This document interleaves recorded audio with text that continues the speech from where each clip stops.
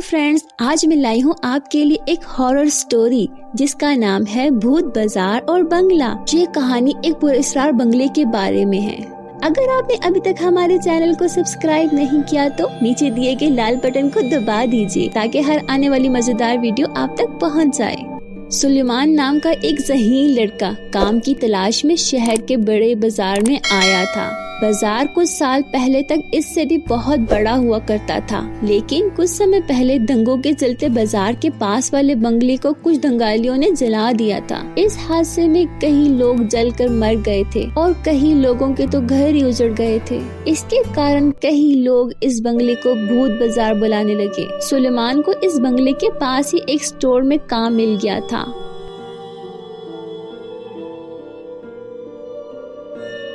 एक दिन अर्जुन, जो कि उस स्टोर का मालिक था, दोपहर में बैठा अपनी दुकान में आराम कर रहा था। इतने में एक औरत स्टोर में आई जिसकी आंखें नीली और खूबसूरत थी और उसने लाल साड़ी पहनी हुई थी। वो अर्जुन के पास आकर खड़ी हो गई। सुलेमान को जो बात बहुत अजीब लगी वो ये थी कि उस औरत ने कुछ नहीं बोला कि इसे क्या चीज चाहिए और अर्जुन अपने आप ही इसे मुख्तलिफ चीजें दिखाने लगा। सुलेमान को ये बात समझ नहीं आ रही थी।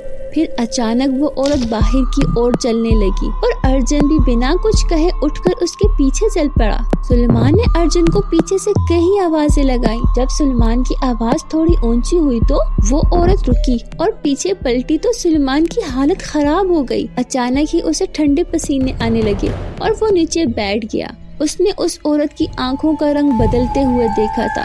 उस औरत की नीली आंखें अचानक से लाल हो गई थी। ये देखकर सुलेमान बहुत सहम गया और स्टोर के अंदर ही सुनसा खड़ा हो गया। सुलेमान स्टोर में अकेला था, इसलिए वो स्टोर को छोड़कर नहीं जा सकता था। थोड़ी ही देर में कई सारे लोग स्टोर के आगे भागते हुए नजर आए, लेकिन सुलेमान को समझ नहीं आ रही थी कि ये क्या हो रहा है। तभी एक दुकानदार भागते हुए आया और उसने सुलेमान को बताया कि बंगले के सामने अर्जुन बेहोश पड़ा है। होश आने पर अर्जुन को कुछ भी याद नहीं था कि वो कहाँ गया था और उसके साथ क्या हुआ था। वो बस बार बार ये कह रहा था बंगले में दोबारा आग लग गई है, जबकि वो बंगला तो आज भी वैसे ही सुनसान पड़ा था। आहिस्ता आहिस्ता सुलेमान का डर बढ़ने लगा। वो चाहकर भी इस नीली आंखों वाली औरत को भूल नहीं पा रहा था।